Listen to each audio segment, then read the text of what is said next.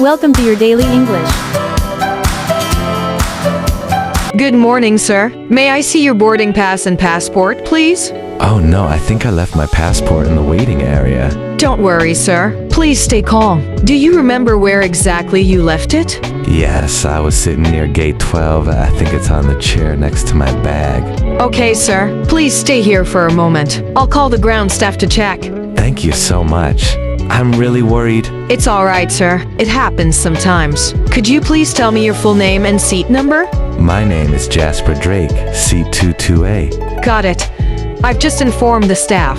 They're looking for your passport now. Thank you. I really appreciate your help. Sir, good news. The staff found your passport near gate 12. They're bringing it here now. Oh, thank goodness.